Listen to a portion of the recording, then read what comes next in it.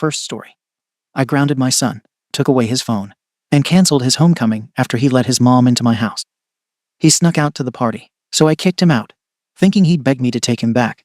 But my entitled son went to his mom and is now refusing to come home. I 41M and my ex-wife 38F share custody of our two sons, a 16-year-old and an 8-year-old. The younger one is on a rigid 50-50th schedule. We alternate weeks. The older one mostly goes back and forth based on school and preference.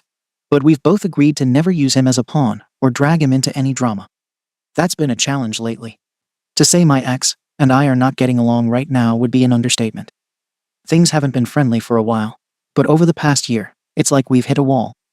The communication style between us is completely broken. She expects me to bend over backwards for everything, schedule changes, favors, rides for her family, and gives nothing in return. Anytime I set a boundary or say no, she flips it like I'm being uncooperative.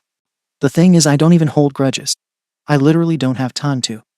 I'm a full-time engineer working long hours. I have a side hustle. And when I'm not working, I'm parenting. I don't have energy to stay mad about the past.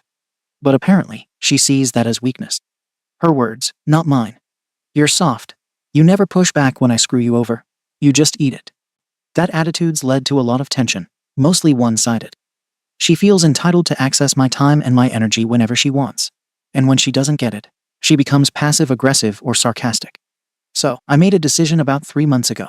I do not speak to her unless it's a literal emergency or something that needs to be documented, text or email only.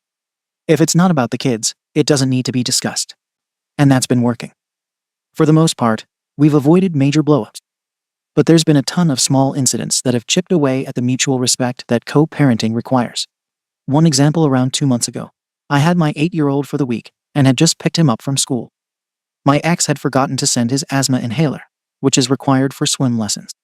I texted her asking if she could drop it off at the pool since it was on her way home. She read the message, didn't reply, and 20 minutes later, I got a text. You're the custodial parent this week. Figure it out. The kid missed swim class. Another one. Last month, I had to fly out for 2 days for work. I gave her 2 weeks' notice and asked if she could swap a weekend with me so I wouldn't miss my parenting time. Her answer: that's not my problem. You picked this career. So yeah, the history is there. This isn't new. Fast forward to a few days ago. It's her week with the 8-year-old. My 16-year-old, however, had been staying with me that week because he said it was calmer at my place, and he wanted to focus on schoolwork without his little brother being noisy. I was fine with that. I've always tried to give my teenager space to decide where he feels comfortable. That morning, my ex picked up our 8-year-old for her custody week. I was heading out about 10 minutes later to run errands, grocery store, hardware store, etc. Was probably gone for 2 hours. Out of nowhere, while I'm still out, I get a text from my ex. It reads, just a heads up, your bedroom and office look like a bomb went off. Maybe clean up a bit if you're going to have the kids over. I'm thinking, what the hell is she talking about? I respond, why are you commenting on my bedroom?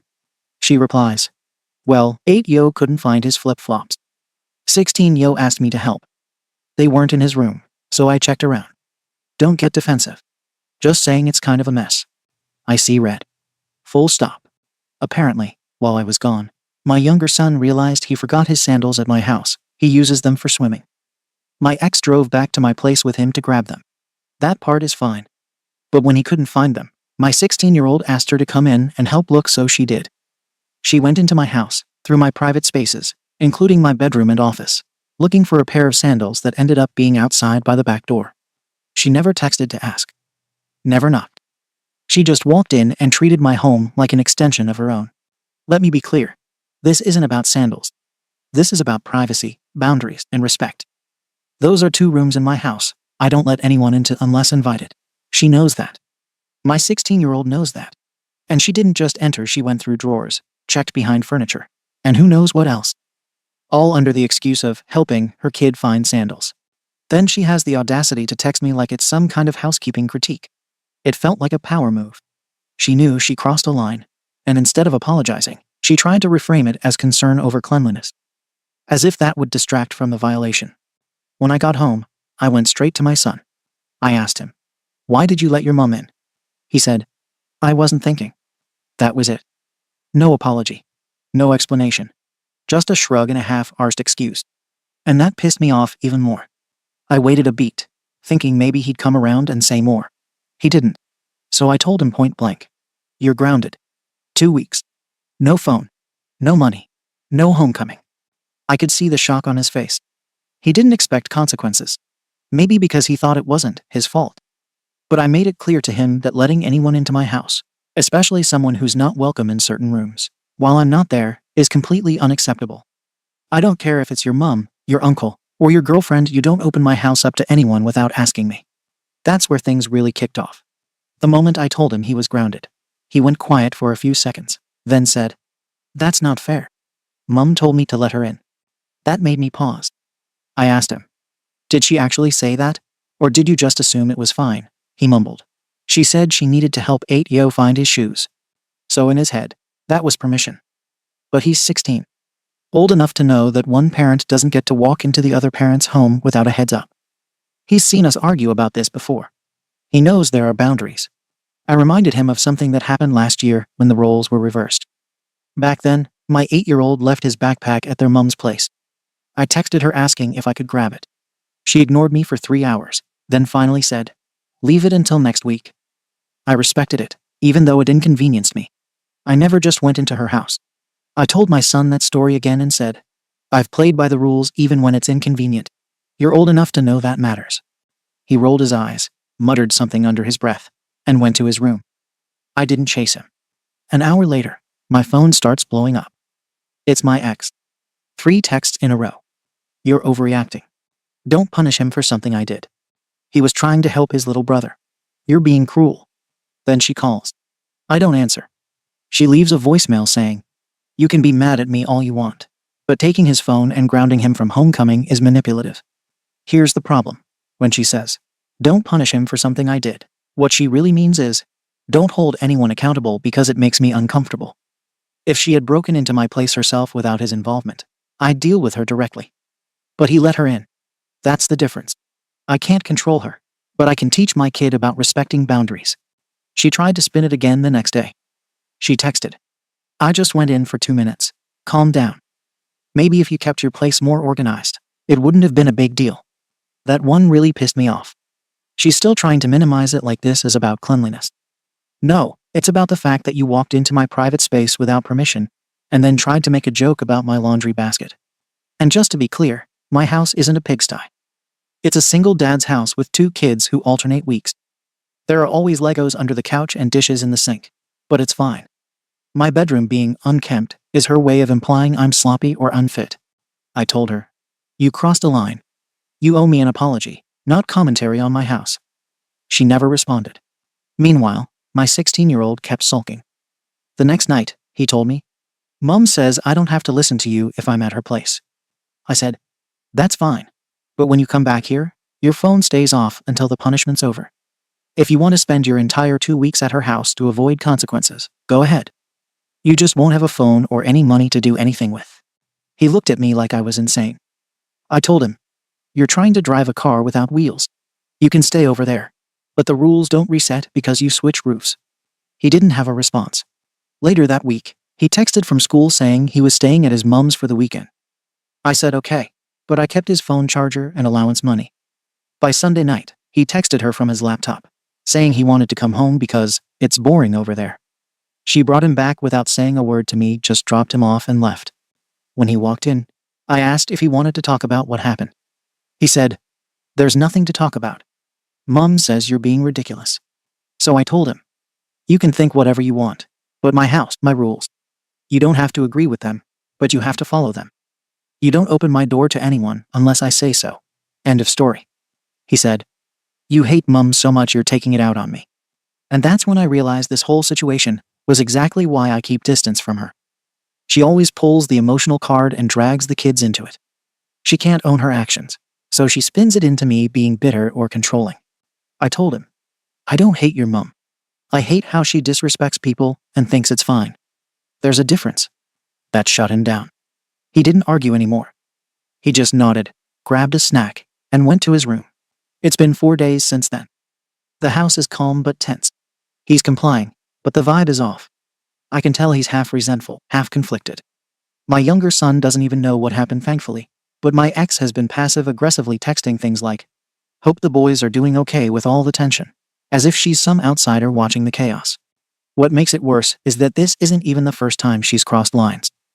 2 years ago, when we were freshly divorced, she showed up unannounced while I was at work because she needed the kids' medical cards. My neighbor called me, saying someone was in my house. I rushed home and found her there printing copies off my computer.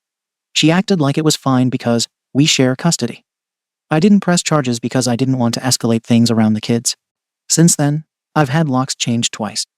I keep important stuff in my office behind a keyed door. But it feels pointless when my own teenager opens that door for her. So yeah, I grounded him hard. Not because I hate his mom, but because I need to make sure my kids understand that privacy and respect are non-negotiable. If I let it slide, it becomes normal for her to walk in whenever she wants and normal for my kids to think that's okay. I've replayed this in my head a few times, wondering if I went overboard. But every time, I come back to the same thought. If the roles were reversed, if I walked into her place, while she wasn't home, she'd call the cops or blast me in a Facebook mum group. She'd turn it into a moral crisis. All I did was enforce a boundary and expect accountability. Now she's trying to weaponize guilt and make me look unreasonable.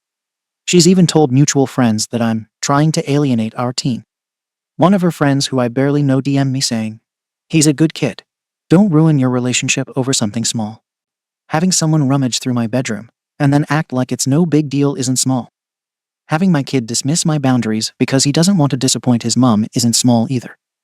This is exactly how lines blur and resentment festers. So here I am, catching heat from every direction because I decided to make a point. My son thinks I'm being harsh. My ex thinks I'm being vindictive. Her friends think I'm being petty. But in my mind, I'm just protecting what little privacy and peace I have left. I'm not apologizing for grounding him. I'm not giving him his phone back early. I'm not walking on eggshells just because his mom can't handle being told no. It's simple. My home, my rules, my boundaries. She can spin it however she wants. But I'm not bending anymore. So, Reddit Ada. Comments. Comment 1. YTA. And not even in a, maybe you overreacted way. You went full authoritarian over a pair of effing flip-flops. Your ex sucks, we get it. She overstepped. But your son didn't. He made a dumb decision, yeah. But he's 16, not your roommate, not your damn co-defendant in a divorce. You're using him to fight a battle with your ex, and that's effing unacceptable. Let me spell it out for you.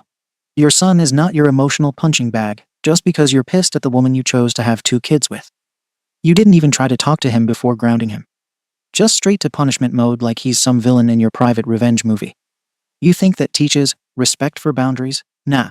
What it teaches is, Dad will nuke my life whenever Mom pisses him off. You're trying to control the only thing in the situation you can control, your kid, and it's gross. Comment 2. Massive YTA. And I'm going to be real. You're not disciplining your son. You're asserting dominance. You want him to know that even if he physically leaves your house, you still control the consequences. Phone, money, movement, even when he's at his mom's. That's not parenting. That's post-divorce power tripping. He's 16, dude. He's figuring out loyalty and navigating 2 homes that probably feel like effing battlefields. He's not your enforcer. He's not your gatekeeper. You expect him to block his own mom at the front door like a bouncer. That's a SHT load of pressure, and it's way out of line. Instead of grounding him, you should have had a sit down. Told him why it bothered you. Asked him to be more aware. Parented. But nah, you just went nuclear. You'll regret that, I promise you. One day he'll stop coming back, and you'll be shocked why. Comment 3. NTA, and honestly, I don't blame you for being done playing nice. Everyone here clutching their pearls about the punishment is missing the bigger picture. You didn't ground him because he's a kid who made a mistake, you grounded him because he's almost a grown arse man who knew better and didn't give a SHT. He didn't say sorry. He didn't try to explain. He just shrugged it off like it didn't matter that his mom tore through your private space. And your ex. She's the kind of co-parent people write legal horror stories about. Walks into your house. Digs through your SHT. Then texts you to insult you about how messy it is. She's lucky you didn't call the cops. Everyone's talking about how this kid's being used as a pawn, yeah, maybe. But if you don't draw the line now, guess what? He learns he can violate your boundaries, take no accountability, and hide behind, "I was just helping Mom." That's how you raise a future arsehole. 2 weeks is fair. Homecoming's a privilege. A phone's a privilege. If he wants to act grown, he can take grown consequences. Update. So, I guess this is the update some of you wanted. especially the ones who called me abusive or acted like grounding a 16-year-old for blowing through house rules was somehow going to traumatize him. Let me tell you what actually happened. A few days after I posted, my son was still grounded. No phone, no money, no plans. I'd made it clear he was going to miss homecoming, and that his punishment stood no matter whose house he physically occupied. Apparently, he thought I was bluffing. Turns out, his mother had other plans. She gave him cash probably out of spite, and I later found out she gave him a backup phone. She drove him to homecoming herself. Didn't tell me. I found out through a photo a classmate's parent posted on Facebook, tagging all the kids in their little suits and dresses. So, while I'm thinking he's at her place, sitting out the punishment, he's out there posing for pictures and grinning like he got away with something. When he came back to my place 2 days later, without a word, he acted like nothing happened. Just dropped his bag at the door and asked what was for dinner. I asked him point blank, "Did you go to homecoming?" He shrugged. "Yeah." I said, "You're grounded. You knew that." He said, "I was with Mom. You can't punish me at her house." And that's when I realized the punishment wasn't the issue anymore. The issue was his attitude, his entitlement, his belief that he was above consequences, that if one parent didn't enforce the rule, it didn't count. Let me be crystal clear here. I've told that boy so many times that my home is not a shared space. You don't let anyone in without asking me first. It's not his job to let his mother in. It's not some gray area. It's black and white. You're not the gatekeeper. You're the guest. Period. He chose to break that rule. Then he chose to undermine a punishment. Then he walked into my house with smugness, like he could just start fresh. So I told him to pack his bag. Told him if he thought he was a free agent, he could go live at his mother's indefinitely. Because under this roof, you follow my rules. If you can't, the door's open. Go. See how far that philosophy gets you. He didn't take it seriously until I stood by the door and waited. That's when the mood shifted. He looked shocked, said, "You're kicking me out." I said, "No. You kicked yourself out when you decided I don't have a say." He left. No apology. Just grabbed his stuff and slammed the door on the way out. Now for the fun part, guess who messaged me the next day? Her boyfriend. Some 40-something try-hard named Brian, who's been dating my ex for maybe 5 months. Never met him. Suddenly, I get a DM on Instagram. "Just so you know, real men don't punish their kids like they're inmates. You're abusive, and you're going to lose him forever. Maybe talk to someone about your control issues." The balls on this guy. Never parented a day in his life, and now he's the moral authority.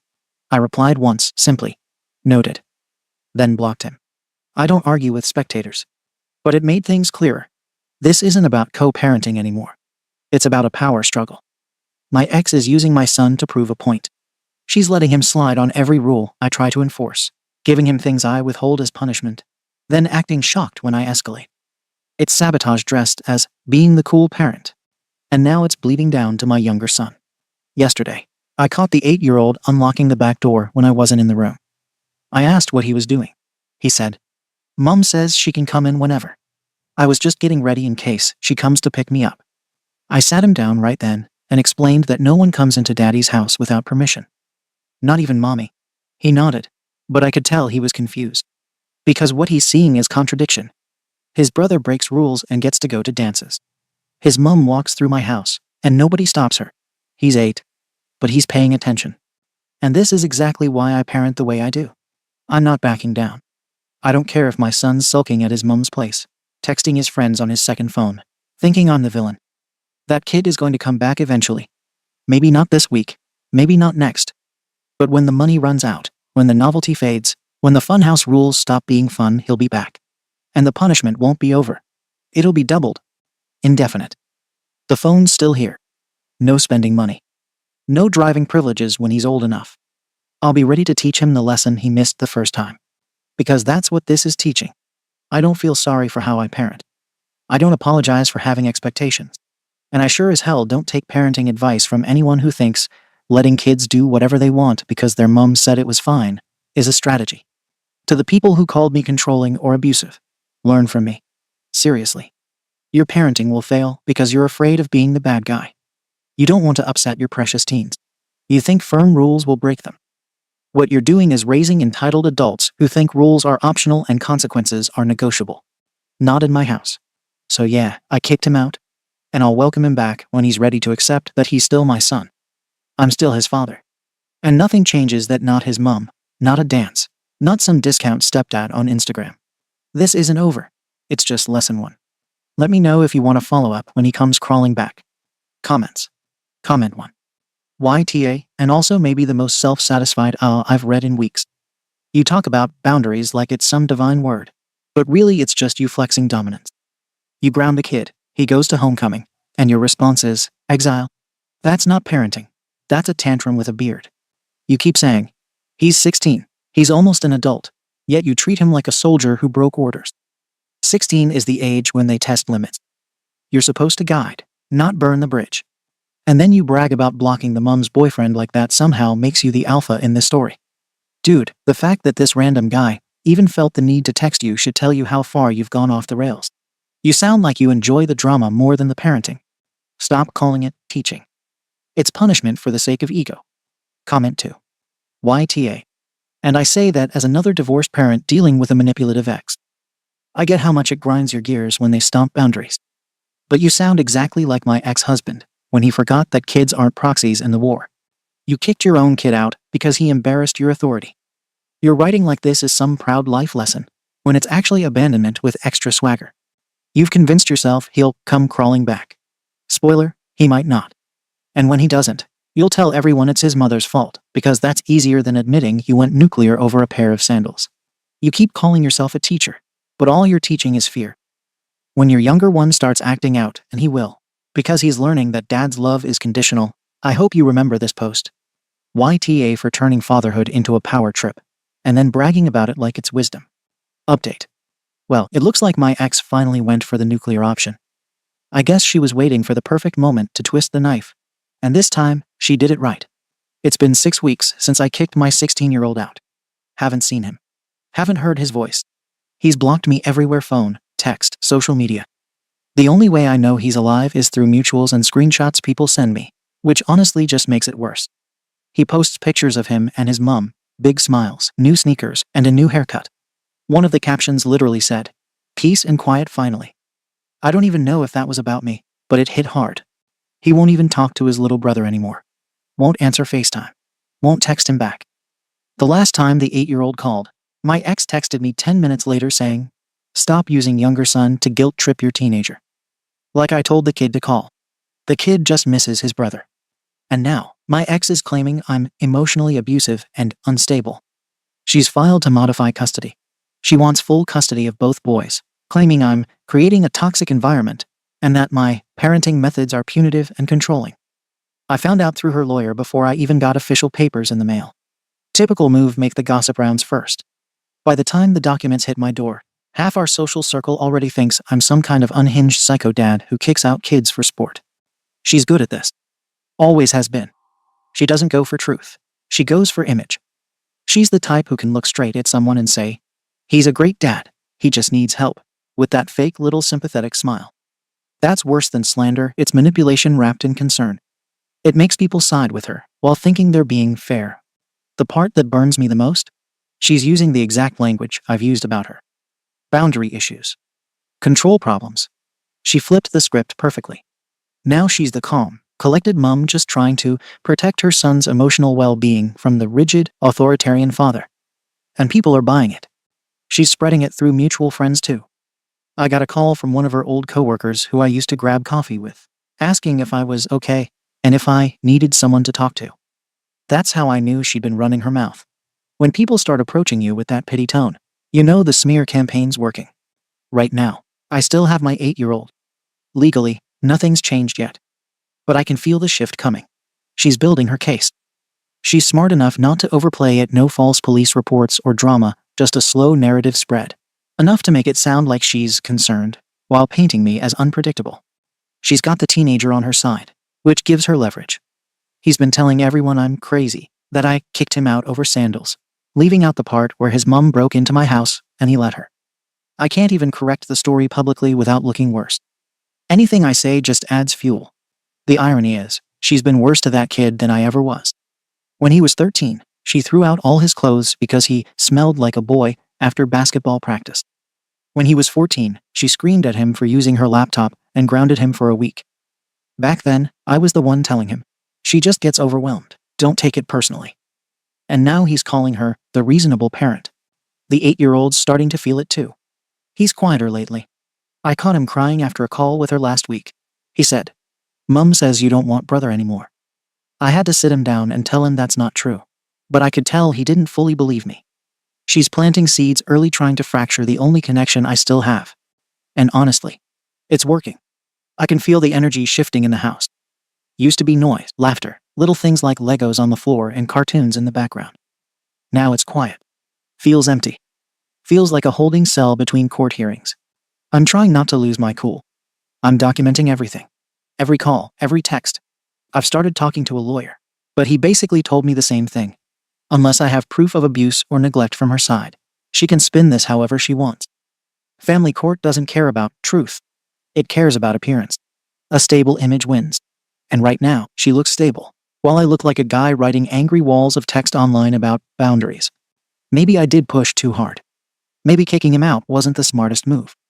But the thing people don't understand is that this wasn't one fight. It's years of me being undermined. Years of her using the kids to test how far she can bend the line. And the moment I finally drew one, she made me the villain. I can't even sleep right lately. I keep checking my phone like maybe he'll unblock me. Maybe he'll text something small like, "Hey." But nothing. Radio silence. Even his grandparents on my side tried reaching out, nothing. He's gone full loyalty shift. He's her soldier now. I won't lie, I'm angry. But underneath that, it's just this exhaustion I can't shake. Like no matter what I do, she wins. I enforce rules, I'm abusive. I let things slide, I'm negligent. There's no winning hand in this game. My lawyer told me to focus on the child you still have. I get it. But it's hard not to feel like I'm watching my family dissolve in slow motion. The court hearings in 3 weeks. I already know how it'll go: temporary orders, evaluations, supervised visits until someone decides I've cooled down. Then she'll have both kids full-time, and I'll get every other weekend like some token dad from a custody cliché. So yeah, I'm angry, I'm bitter, and I'm tired of everyone pretending they know what I should have done differently. I was just trying to keep my home from being disrespected. I was trying to teach my son that actions have consequences. But I guess in this world, parents don't get to be firm anymore, only flexible. Only agreeable. I'm not asking for sympathy. I'm asking, how do you fight someone who plays the long game like this? How do you protect one kid when the other's already turned into her weapon? Because I swear, I'm hanging on by threads here. That's it. That's the reality. She's winning, and I'm watching it happen from the sidelines. Comments. Comment 1. YTA. And I've watched guys like you self-destruct in court for years. You call it teaching. The judge is going to call it parental alienation. You threw your teen out, withheld his phone, kept his money, and then bragged about how he'd crawl back once the fun ran out. Spoiler: the only thing running out is your custody. You sound shocked your ex got ahead of you. That's because she's been watching you spiral into this paranoid, chest-thumping, power-tripping caricature, and knew all she had to do was sit back and let you implode. You think the court gives a single SHT about who let whom in for sandals. They care about stability. You lost your temper and your credibility in one move. Keep documenting, champ, it'll be great for her case. Comment 2. Jesus Christ, man. YTA. And this whole post reads like a guy narrating his own downfall in real time. You're not a victim. You're not defending your home. You're a dude who kicked out his teenage son and expected applause. Then you got ghosted, and now you're shocked that people see you as unstable. Your ex didn't have to twist a damn thing, you handed her the ammo. You practically gift-wrapped your custody rights and mailed them to her with a little bow. Now you're here whining like, "I'm just enforcing boundaries." Bro, boundaries don't mean destroying your relationship with your kid because your ego couldn't take him going to a dance. You didn't lose a custody battle. You nuked your own camp and then cried when the smoke got in your eyes. Second story. A coworker harassed me about being more masculine, and now he's contacted my wife flexing his body and telling her to sleep with him. I lost it. I'm currently dealing with a work situation that I 28M need advice on. Before work, I go to the gym about every other day. I'm hardly shredded, but I've gone enough that you can see my muscles when I come into work in short sleeves. I wouldn't describe myself as a gym bro or a gym rat. I really just go for my overall health. Anyways, I work in an office with maybe 25-30 people that work there. We mainly do business-to-business sales and supply, not really relevant to the story. Anyway, I got to work one day wearing a polo, and a couple of girls and guys in the office were asking me if I had been working out recently, and I told them that I had. It wasn't flirtatious or anything like that. I think they were just giving me a friendly compliment. Plus, I'm married. But as we're discussing me working out, my coworker Gary 40SM walks in. Gary is a lot.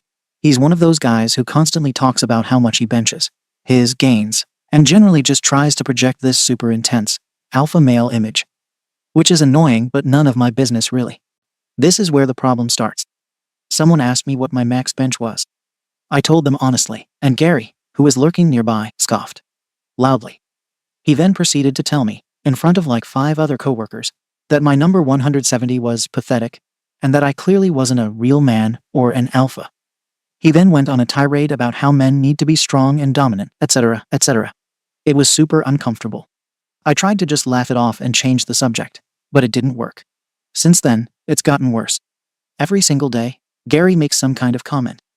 If I'm getting coffee, he'll ask if I'm strong enough to lift the pot. If I'm walking to my desk, he'll flex and ask if I'm inspired yet to hit the weights like a real man. I've tried ignoring him, giving him short answers, and even politely telling him to knock it off. Nothing works. He just laughs and says I need to grow a thicker skin. Then, this is where I start to lose my SHT a little. My wife 27F texted me a screenshot yesterday. It was a DM from Gary. It was a picture of him flexing in the mirror with some ridiculous caption about being a true alpha and how real women know what's up. Summarizing, but you get the sentiment. He'd somehow found her on social media and sent her this unsolicited picture and message. I was beyond furious. I wanted to march over to his desk and punch him, but I knew that would only make things worse. I'm starting to dread coming to work. It's constant, it's demeaning, it's making me feel genuinely small and uncomfortable, and now he's involving my wife. Am I overreacting to this? Is this just typical guy banter that I'm not getting? Should I just suck it up and ignore him? Or is this actually something worth addressing with HR? I feel like if I tell HR, it might just add fuel to the fire. But if I come down to his level and respond violently, I'll lose my job. Update. I'm going to take this to HR tomorrow. Thank you guys for letting me know the severity of this. Text. Gary. Hey wife. Do I know you? Gary. I work with Redacted. If you're looking for a real man, let me know. He wouldn't know what to do with you. No idea how you're with such a weak man. Redacted picture of topless Gary. Some of the comments by OP. Do you think HR can do anything? I'm just worried they won't do anything, and it'll only make it worse. I've never really gone to HR before. Do you know how to approach it? I think I've just let his whole thing about calling me weak get to my head. I'm just not into violence, and I feel like that's what he's trying to provoke. I feel like maybe he had a crush on one of my female coworkers that was complimenting me, and now is trying to embarrass me to impress them or something. That might not be a bad idea, but I think some people have convinced me to go to HR now. How much Gary benches? He claims 235. He messaged her on IG. Update. Just wanted to update everybody after my last post. I ended up going to HR. I honestly didn't think HR would do much because Gary is a good employee in terms of performance. But surprisingly, they took my complaint very seriously and were in disbelief when I showed them the screenshot of the DM he sent to my wife. The next day, Gary was not at the office, so I wasn't sure if they had fired him or if he was just on a suspension at first. But our boss told us to let his clients know that he was out for the day if they called the office. So I assumed that meant he got suspended. He was back this morning. Usually he greets me with some kind of smart remark, but today he was really quiet and seemed to be avoiding eye contact with me. When I went to grab some coffee out of the break room a little after that, he came in there and asked if we could talk for a second. He proceeded to tell me that HR laid into him big time, and they told him that if he pulled anything like that again, it would result in termination. He then proceeded to apologize to me for everything and said that, as pathetic as it sounds, he was just upset that nobody ever compliments him on going to the gym despite how much time he spends in the gym in his free time. He said it hurt that people acknowledged me when going to the gym wasn't as big of a deal for me as it was for him. He then asked for my forgiveness. I honestly felt kind of bad for him in that moment. It was really kind of pathetic, but he did seem sorry, so I told him I accepted his apology. But if he ever messages my wife about anything again, he'll have a lot more to worry about than an HR complaint. He again apologized. I don't know if this situation is fully resolved given it's only been half a day. But Gary has been quiet, and not at all like himself. We'll see if this lasts, but his apology felt genuine. So hopefully this is the last update I'll have to give on this situation. Thank you to everybody that encouraged me to go to HR. There were a lot of people that pointed out that Gary must be dealing with a lot of insecurities, and I think they were right. There are a few things I want to address that were questions in my last post. How did Gary have my wife's info? He found her Instagram. A lot of people thought he somehow got her number, which wasn't the case. Is this a made-up story? No. If you look at my comment history, you will see a screenshot of the Instagram DMs commented on my last post. It's so cartoonish that it sounds like fiction. But believe me, this is what people who buy into the red pill bullshit are like. You'll probably encounter your own Gary at some point if you haven't already. Do I really only bench 170? When I said I benched 170, I meant that I benched 4 sets of 12 at 170. I've never done a single rep max. Does Gary have a wife? No, from my understanding, Gary is divorced and has been single for a while. Some of the comments by OP. She didn't respond to the DM. She just sent the screenshot to me. She thinks Gary is a weirdo and doesn't think he'll be getting any woman anytime soon, let alone somebody else's wife. Why he benches 170 and not 175? Because when I go up in weight, I increase it by putting 5 pounds plates on each side. That's how I end up with awkward numbers sometimes. I don't think I can ever be friends after he hit on my wife, but I can definitely be civil at work. I think people like them might really be dealing with loneliness and are scared people might reject them, so they put up a wall. Thank you for watching the video. If you are interested in listening to these kinds of stories, we've got more in store for you. Simply subscribe to our channel, hit the like button, and share it with your friends.